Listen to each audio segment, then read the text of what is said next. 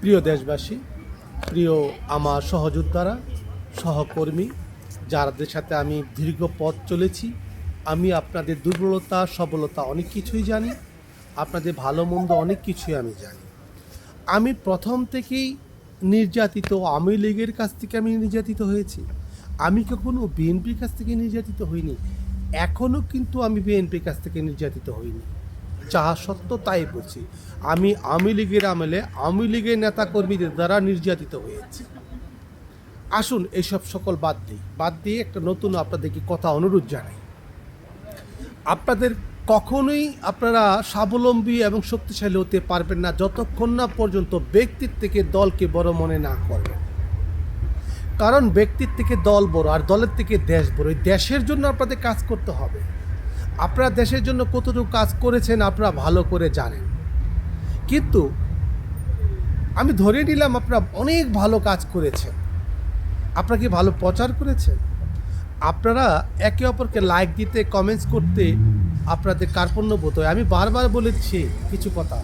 দেখেন, আমাদের অনেকগুলো পেজ আছে, আমাদের অনেক মুক্ত স্বাধীন কর্মী সাংবাদিক আছে, এখন তার দেশের বাইরে থেকে প্ল্যাটফর্মেতে কথা বলতেছেন।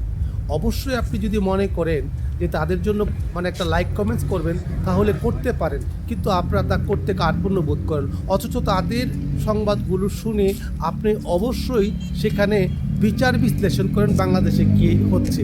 আপনারা লক্ষ লক্ষ লোক আপনারা বিদেশে পরিভ্রমণ করতেছেন, বিদেশে বর্তমানে পালিয়ে আছেন ভয়ে।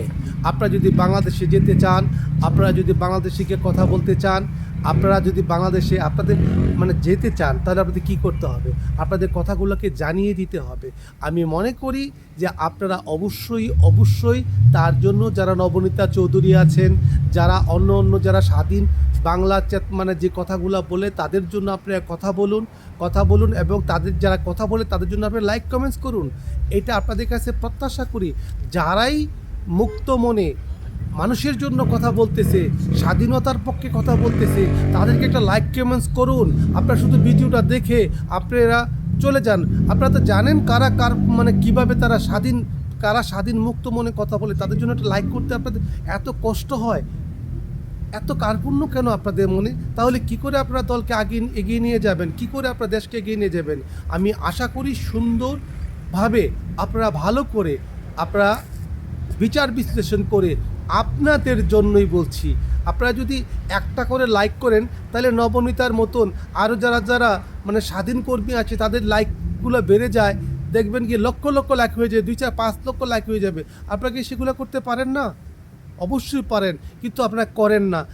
আপনাদের করতে কতক্ষণ লাগবে? একটা লাইক করার, যদি আপনি লাইক করে যুদ্ধ ঘোষণা করা, একটা লাইক কমেন্টস করে আপনি যুদ্ধ ঘোষণা করতে পারেন না? সেটা কি করে হয়? আপনারা এখানেই চেষ্টা করুন।